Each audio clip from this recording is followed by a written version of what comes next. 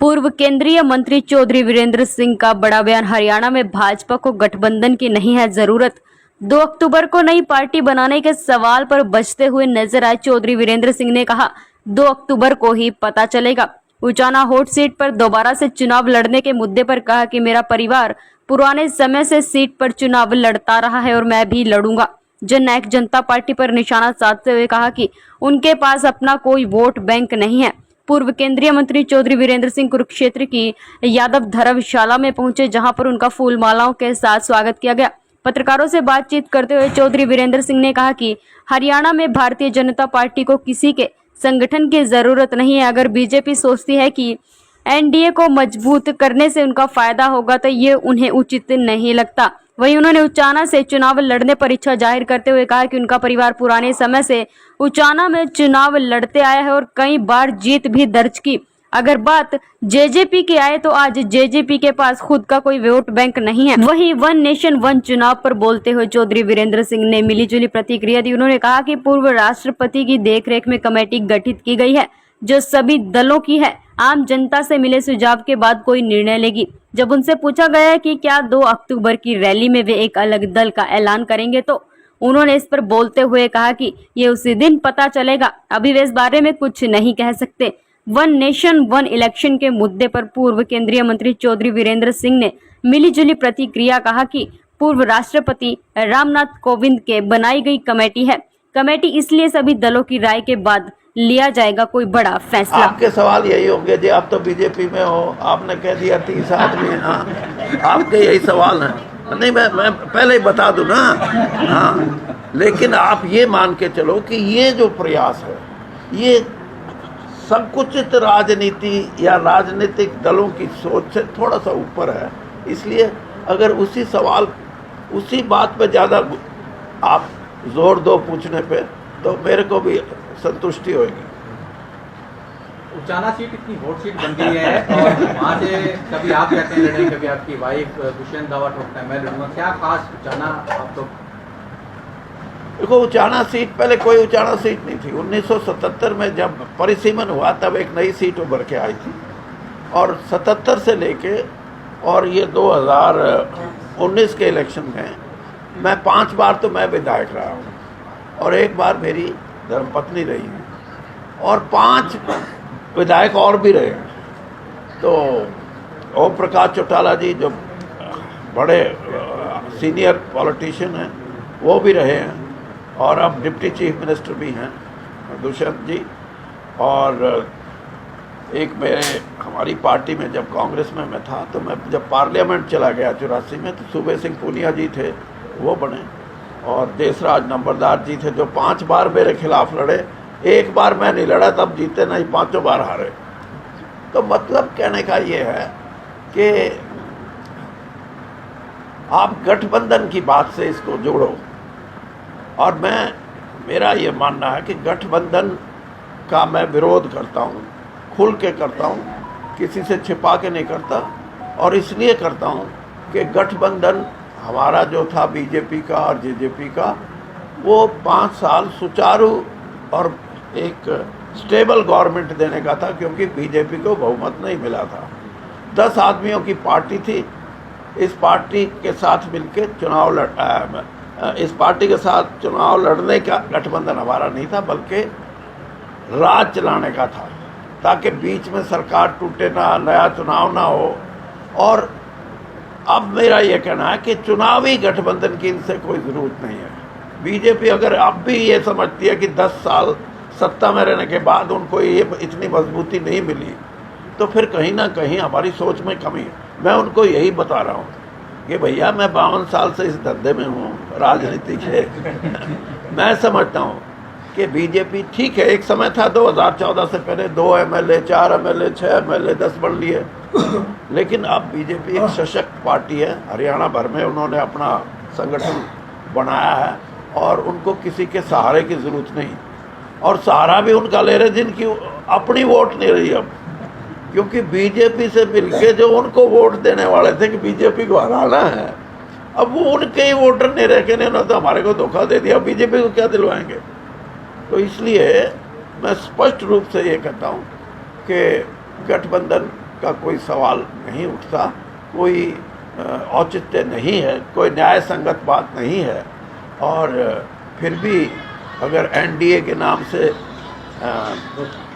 BJP ये समझती है कि हम एनडीए को फिर मजबूत करें, तो मैं ये मान के चलता हूँ कि उस स्थिति में हरियाणा में बीजेपी को नुकसान होगा, फायदा नहीं होगा। अगर ऐसा मान के चल रहे हैं कि 2 अक्टूबर को कोई पार्टी गठबंधन अगर हुआ तो हाँ, नुकसान होगा बीजेपी, नुकसान अकेले लड़ना चाहिए। अकेले लड़ना नहीं, अकेले ही लड़ना चाहिए। तो अब अब आपके पूरा जवाब दूँ।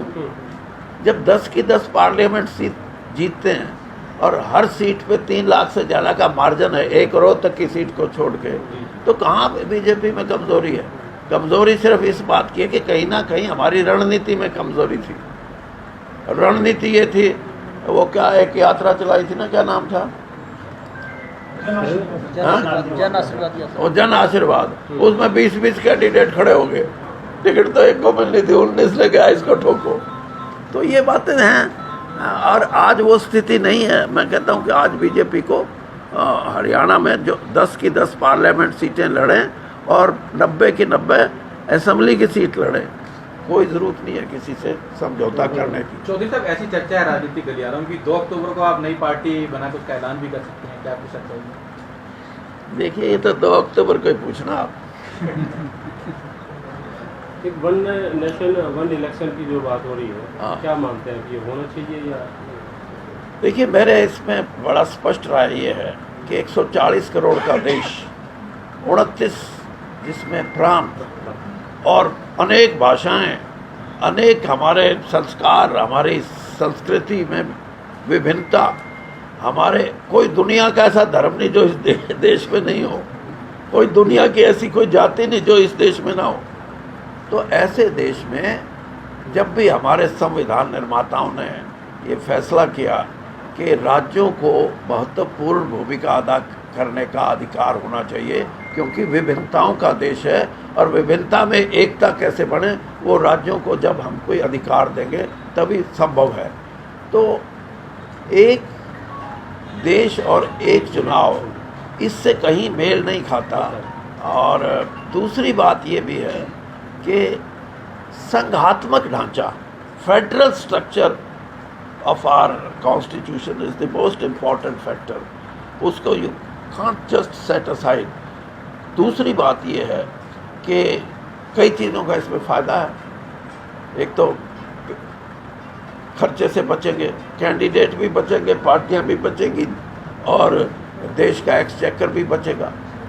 और दूसरा फ़ायदा उसका ये भी है कि ये जो कोड ऑफ कंडक्ट, आचार संहिता लग के, एक स्टेट में हाँ, पंचायत का इलेक्शन हुआ 6 महीने समझो काम बंद, एमएलए के इलेक्शन हुए 6 महीने काम बंद, पार्लियामेंट के इलेक्शन हुए, आचार संहिता, इनसे काम में, मैं ये तो नहीं कहता कि बिल्कुल बंद हो जाता है, लेकिन जो प्रोग्रेस है, उन्नति है, उसमें शिथिलता आती है।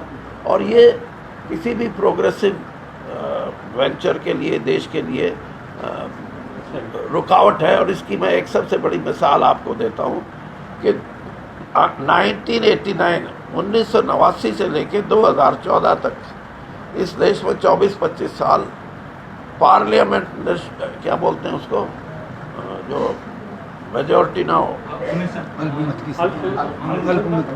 अल्पमत नहीं, चलो जो भी है, मतलब माइनॉरिटी, किसी को स्पष्ट बहुमत नहीं मिला।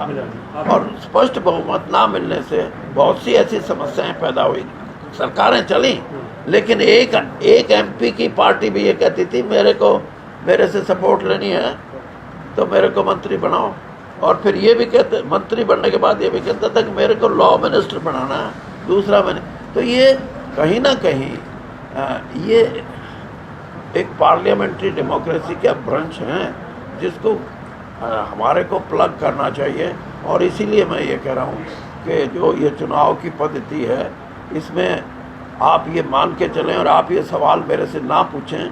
मैं बल्कि ये कहता हूँ कि पूर्व राष्ट्रपति जी ने की अध्यक्षता में जो कमेटी बनी है, वो विचारों को लेने के लिए, इसमें आपके विचार भी, मेरे भी, मीडिया के विचार भी, किसी साधारण व्यक्ति के विचार भी, पॉलिटिकल पार्टीज के भी, और जो कॉन्स्टिट्यूशन के प्रकांड पंडित ज्ञाता है उनके भी, और इलेक्शन कमीशन में जो लोग रहे, इन सब के विचारों को लेके कोई इंफॉर्मेशन इकट्ठी की जाएगी। उसके बाद ये सवाल आएगा कि ये हो जाए तो क्या और ना हो तो क्या हो।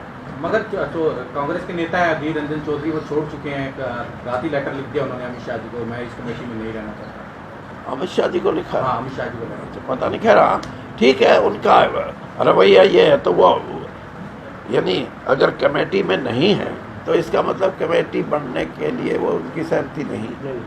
दूसरी बात यह है कि अगर नहीं भी सदस्य हो तो सभी पॉलिटिकल पार्टीज अपनी अपनी सलाह तो देंगी, उसमें दे। लेकिन मैं ये मानता हूँ कि इस कमेटी के गठन को आप 2024 के चुनाव से जोड़ना या किसी और बात से जोड़ना, ये अभी है नहीं, ये सब भावना मुझे नहीं लगती।